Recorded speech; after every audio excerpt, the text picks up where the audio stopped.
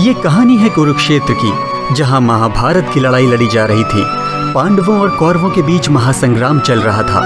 रिश्तों के बीच एक महायुद्ध लड़ा जा रहा था और आखिरकार महाभारत का निर्णायक समय आ चुका था। कौरवों के ज्यादातर सभी महारथी मारे जा चुके थे। जीत अब पांडवों के बहुत ही करीब थी, लेकिन कौरवों के बीच एक ऐसा योद्धा अभी भी बचा था जो जल्दी से हार मानने वालों में से नहीं था, और वो था अश्वत्थामा।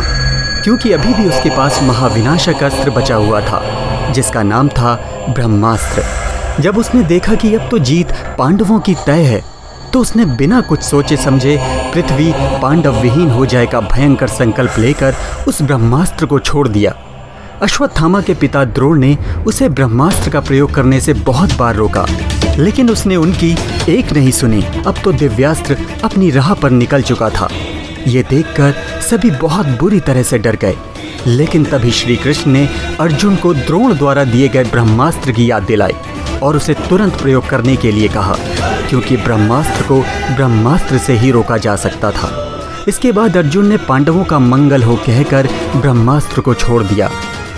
इसके बाद दोनों ब्रह्मास्त्र आपस में टकरा गए। चारों ओर हाहाकार मच गया।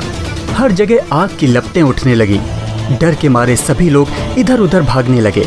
पृथ्वी पर विनाश लीला देखकर नारद जी और ऋषि व्यास प्रकट हुए और उन्होंने अश्वत्थामा और अर्जुन से कहा कि तुम दोनों की मूर्खता से पृथ्वी संकट में है। हमारा आदेश है कि तुम दोनों जल्द से जल्द ब्रह्मास्त्र को वापस लो। उनका ये आदेश सुनकर अर्जुन ने मंत्र पढ़कर अपना ब्रह्मास्त्र वापस ले लिया।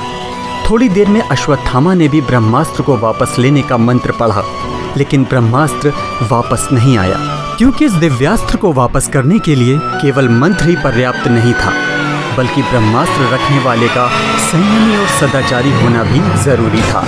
लेकिन अब करें क्या, क्योंकि ब्रह्मास्त्र को वापस लेने का कोई तरीका ही नहीं था, और जिस तरह से वो आसमान में ही घूमता जा रहा था, उससे पृथ्वी का सर्वनाश निश्चित था। लेकिन तभी अश्वत्थामा ने व्यास जी से कहा कि मैं मानता हूँ मुझसे गलती हो गई, बहुत बड़ा अपराध हो गया, और इसके लिए मैं दंड भी भुगतने को तैयार हूँ, पर ब्रह्मास्त्र को तो मैं वापस नहीं ले सकता। हाँ, इतना ज़रूर कर सकता हूँ कि इसे ऐसी जगह छोड़ दूँ जहाँ से पृथ्वी का विनाश भी रुक जाए और मेरा उद्देश्य भी कुछ हद तक पूरा हो जाए। ये सुनते ही सभी को कुछ शंका हुई कि आखिर अश्वत्थामा करने क्या जा रहा है। तभी अश्वत्थामा पांडवों के विनाश के लिए चलाए गए ब्रह्मास्त्र को अर्जुन की पुत्रवधू और अभिमन्यु की पत्नी उत्तरा के गर्भ पर छोड़ देता है। ब्रह्मास्त्र अपना रास्ता बदलता है और सीधा उत्तरा के गर्भ में जाकर गिरता है, और इसी के साथ अभिमन्यु का पुत्र, उसका वंशज, निष्प्राण हो जाता है। ये देखकर श्री कृष्ण अश्वत्थामा के पास जाते हैं और उससे कहते हैं, हे अश्वत्थामा, तुमने ब्रह्मास्त्र का दुरुपयोग करके जो अपराध किया है, उसका दंड तो तुम्हें मिलेगा ही, लेकिन गर्भ में पल रहे शिशु की हत्या का जो जघन्य अपराध तुमने किया है, उसके लिए कोई भी दंड कम है।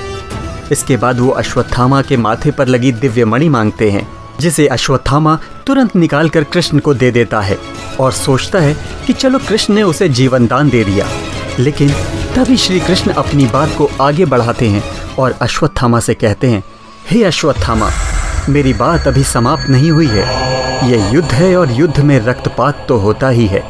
मैं तुम्हें हर कृत्य के लिए क्षमा कर सकता हूँ, लेकिन ब्रह्मास्त्र के दुरुपयोग और भ्रूण हत्या जैसे जघन्य अपराध के लिए कभी क्षमा नहीं कर सकता।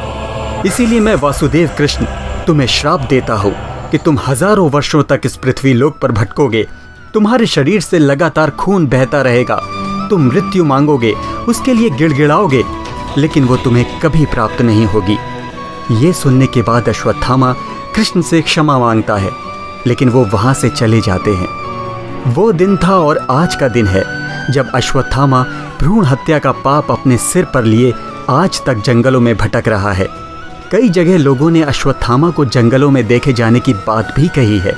शायद श्री कृष्ण को पहले ही आभास हो गया था कि आने वाले समय में, यानी कलयुग में, गर्भस्थ शिशुओं, विशेषकर कन्याओं की हत्या में बहुत तेजी से वृद्धि होगी, और वो समाज को संदेश देना चाहते होंगे कि भ्रूण हत्या महापाप है, जिसे कभी क्षमा नहीं किया जा सकता। और इसका जरिया बना अश्वत्थामा।